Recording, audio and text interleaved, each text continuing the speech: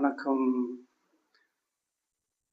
தமிழக முதலமைச்சர் விஜய் சார் அவர்களுக்கு இந்த சாமானியனின் வணக்கத்தை தெரிவித்துக் கொள்கிறேன். தமிழக வெற்றி கழகத்தின் தலைவர் அவர்களுக்கும் வணக்கத்தை தெரிவித்துக் கொள்கிறேன்.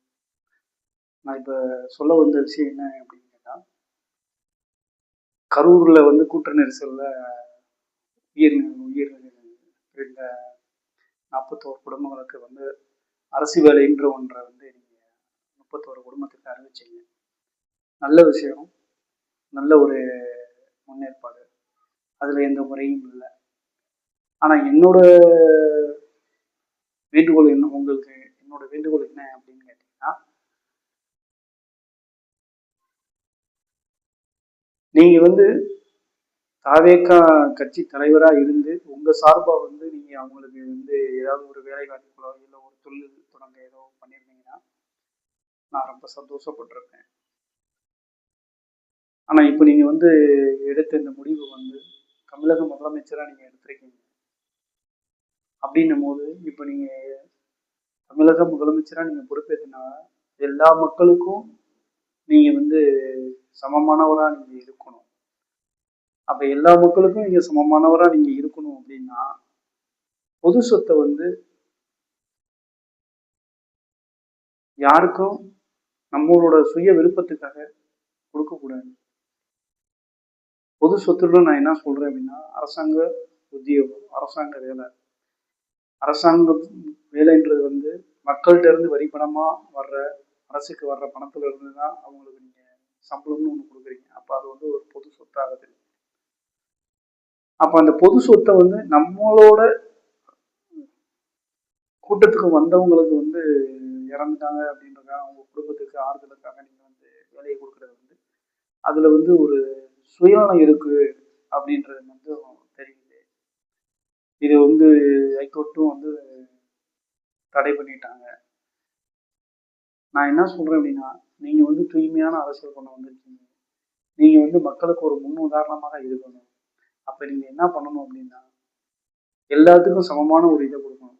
இப்போ உங்களோட கூட்டத்துல அவங்க இறந்துருக்காங்க. இதே இது நீங்க ஒரு அரசியல் நிகழ்ச்சி நடத்தி அந்த நிகழ்ச்சியில அவங்க இறந்துருந்தாங்கன்னா நீங்க கருணை அடிப்படையில அவங்களுக்கு அரசூதியம் கொடுக்கறதுல எந்த ஒரு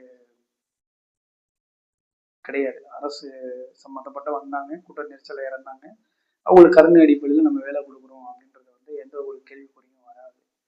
ஆனா நீங்க அரசு அமைக்கிறதுக்கு முன்னாடி உங்களோட பிரச்சார கூட்டத்துல இறந்தவங்க தான் அவங்க. உங்களை பார்க்க இறந்தவங்க தான். அவங்க எப்படி இறந்தாங்க, இது சதி செயல்னால இறந்தாங்களா, இதெல்லாம் சிபிஐ வழக்குல இருக்கனால நம்ம அதை பத்தி நம்ம பேச வேண்டாம்.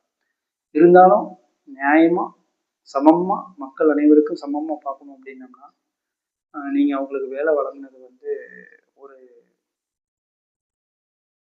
என்ன சொல்றதுன்னா ஒரு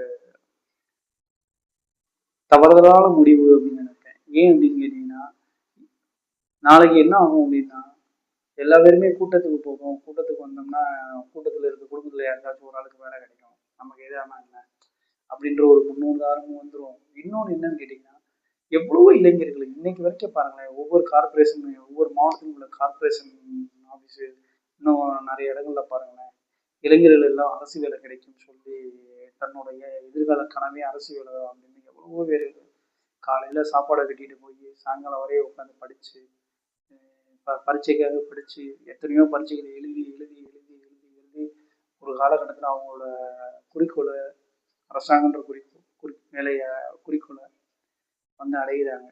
இப்போ அவங்களுக்குலாம் மிகப்பெரிய பெருத்த ஏமாற்றம் ஆயிரும். விஜய் சார், தாழ்மையோடு உங்களை கேட்டுக்கிறேன் விஜய் சார், இதை நீங்க மறுபரிசீலனை பண்ணுங்க.